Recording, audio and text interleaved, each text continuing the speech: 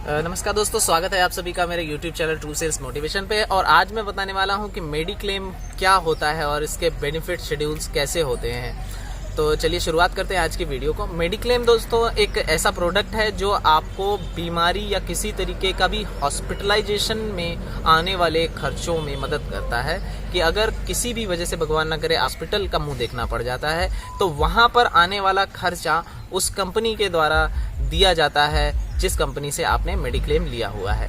और वो दो तरीके से होता है, पहला होता है कैशलेस और दूसरा होता है रिएम्बर्समेंट। कैशलेस का मतलब ये होता है हॉस्पिटल उसके टाई अप का है, तो नेटवर्किंग हॉस्पिटल है, तो वहां पर पूरा का पूरा खर्चा कंपनी ऑनलाइन पेमेंट कर देती है पूरा, उसको बोलते हैं कैशलेस। अगर वो हॉस्पिटल नेटवर्क का हॉस्पिटल नहीं है, नॉन नेटवर्किंग हॉस्पिटल है, तो उसमें आपको सारे बिल्स, सारा खर्चा आपको पहले पेमेंट करना पड़ता है हॉस्पिटल को, और वो सारे बिल्स आपको कंपनी को देने होते हैं और फिर कंपनी आपको उसको NEFT RTGS के थ्रू आपके अकाउंट में भेजती है। तो दो तरीके से क्लेम होता है। लेकिन मेडिक्लेम के बेनिफिट्स जो है, मेन बेनिफिट्स ये होते हैं कि आपको पहली बात तो हॉस्पिटल का खर्चा मिल रहा है, लेकिन एडमिशन से पहले के जो खर्चे होते हैं और बाद के जो खर्चे होते हैं वो भी आपको मेडिक्लेम में कवर होकर के मिलते हैं, जो कि up to the sum insured ही होते हैं और वो इंक्लूडेड होते हैं उन सब में। मेरा हॉस्पिटलाइजेशन का खर्चा प्लस, ऐसा नहीं है कि मुझे 5 लाख उसके लिए अलग मिल रहा है, उसके लिए अलग मिल रहा है, सब कुछ इंक्लूडेड होता है इस मेडिक्लेम के कवरेज में।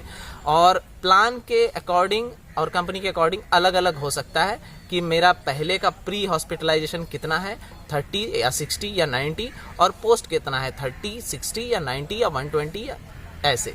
और ये एडमिशन के पहले का और डिस्चार्ज होने के बाद का जो भी खर्चा होता है उसको बोला जाता है pre hospitalisation and post hospitalisation. दूसरा होता है एम्बुलेंस का खर्चा, जो कि अलग अलग कंपनी में, अलग अलग प्लान्स में अलग अलग डिवाइडेशन के हिसाब से होता है, चाहे वो 1,500 हो, 1,000 रुपये हो, 2,000 रुपया हो।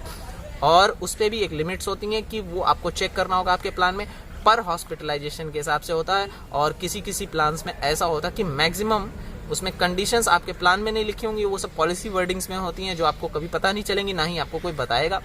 और वो ऐसे होती है कि 2,000 रुपीज पर hospitalisation, but maximum up to 5 times in a year. तो एक साल में वो 5 बार ही क्लेम किया जा सकता है। ऐसा नहीं है कि 2,000 रुपया मुझे एक बार का मिल रहा है तो मैं कितनी बार भी उसमें एम्बुलेंस को अवेल किया जा सकता है। तो इस तरीके की कंडीशंस एम्बुलेंस कवरेज के भी ले लगती हैं।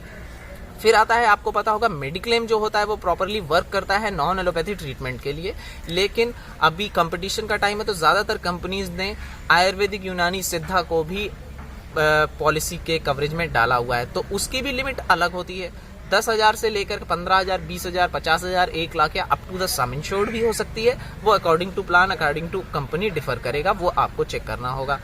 और आपका एक और बेनिफिट आता है मेडिकल के इंश्योरेंस में, जो कि होता है एनुअल हेल्थ चेकअप। दोस्तों ये बहुत ही इंपॉर्टेंट पॉइंट होता है।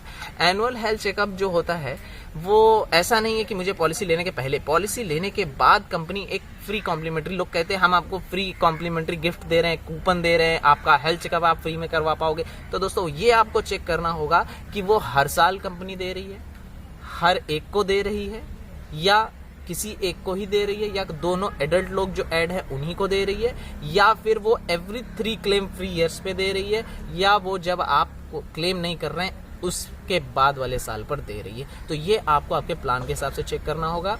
आपको पता होना चाहिए कि एनुअल हेल्थ चेकअप कब होता है। और मैं आपसे ये गुजारिश करूंगा कि ये जो एनुअल हेल्थ चेकअप होता है आपको इसको यूटिलाइज जरूर करना चाहिए। कस्टमर केयर पे कॉल करके आप कभी भी इसका अपॉइंटमेंट ले, जो भी डायग्नोस्टिक्स लैब रहेंगे नियरेस्ट उस पर आपको इसका अपॉइंटमेंट मिलेगा। और एनुअल हेल्थ चेकअप कराना बिल्कुल भी ना भूलें। फिर दोस्तों कुछ ऐसे भी बेनिफिट्स होते हैं जैसे रूम रेंट, आपका डॉक्टर फीस, और या फिर आपका ICU का। तो इन सबको आपको प्लान के हिसाब से चेक करना होगा कि वो प्लान में एक्चुअल हैं या वो भी परसेंटेज के हिसाब से हैं, क्योंकि प्लान के हिसाब से कुछ कंपनीज में ऐसा होता है कि ये up to 1% of the sum insured और मैक्सिमम 5,000। तो रूम रेंट और ICU के चार्जेस पर भी लिमिट होती है। और कैटरैक्ट, आई कैटरेक्ट जो मोतियाबिंदु का ऑपरेशन है उसके लिए लिमिट्स हर एक कंपनी में, ज़्यादातर 99.99% कंपनीज में लिमिट होती ही है। तो ये आप बिल्कुल भी चेक करना ना भूलें कि आपके प्लान में क्या ऐसी लिमिट्स हैं या नहीं। दोस्तों मेरे अगले वीडियो में मैं आपको एक बहुत ही बेहद रोचक जानकारी दूंगा जो कि होगी आपके रिस्टोरेशन और रिचार्ज से रिलेटेड। तो अगर आपको मेरी ये वीडियो अच्छी लगी तो आप चैनल को सब्सक्राइब करके बेल आइकन को दबाना ना भूलें ताकि आपको मेरे लेटेस्ट वीडियो मिलते रहें। बहुत बहुत धन्यवाद।